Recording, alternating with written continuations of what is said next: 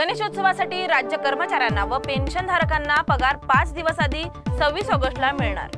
मुंबई कुशीनगर एक्सप्रेसच्या एसी कोचमध्ये 8 वर्षांच्या मुलीचा मृतदेह आढळला, अपहरण खुणाचा संशय। आंध्र प्रदेशच्या अमरावतीत देशातील सर्वात मोठं केंद्रीय वाचनालय उभारणार। भारत फ्रान्स मिळून 5व्या पिढीच्या फायटर विमानासाठी 120 kN क्षमतेचं जेट इंजिन विकसित करणार। इस्रोने भारतीय अंतरिक्ष स्थानक मॉडेल सादर केलं, 2028 पर्यंत उड्डाणाची योजना।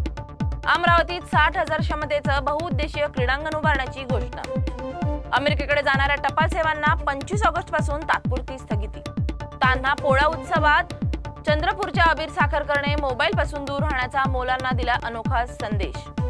पंतप्रधान मोदी 13 सप्टेंबरला मिझोरमच्या पहिल्या सैरांग रेल्वे स्टेशनचं उद्घाटन करणार। दिल्लीमध्ये मच्छर टर्मिनेटर ट्रेन सेवा सुरू, रेल्वे ट्रॅकवर अँटी लार्वल फवारणी। ओडिशातील पारादीप येथे L&T कंपनीचा 1.8 दशलक्ष टन क्षमतेचा हिरवा अमोनिया प्रकल्प। ग्रेटर नोएडात हुंडाईसाठी पत्नी निक्कीची निर्गुण हत्या, पती अटक, सासरच्यांचा शोध। दक्षिण सोलापूर तालुक्यातील 38 गावांना डॉल्बी पूर्णतः बंदी, नियमभंग करणाऱ्यांवर कठोर कारवाईचा इशारा। घनसावंगी तालुक्यातील डेंग्यू सदृश तापाचा कहर, 22 वर्षीय व्यापाऱ्याचा मृत्यू, रुग्णसंख्या वाढली। मराठा आरक्षणासाठी 29 ऑगस्टला धाराशिवसह लाखोंचा मराठा समाज मुंबईकडे मार्गस्थ होणार। पत्रकार नवरात पवार यांच्यावर महसूल अधिकाऱ्याने हल्ला, पत्रकारांचा निषेध आणि आरोपींच्या अटकेची मागणी।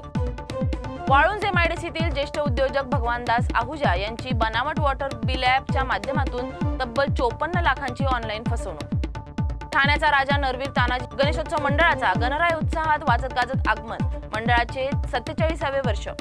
सैलानीत सराईत गुंड बाब्या उर्फ शेख नफीसची चाकूने हत्या, वर्चस्वाच्या वादातून घडलेल्या या प्रकरणात पोलिसांनी तिघांना केली अटक।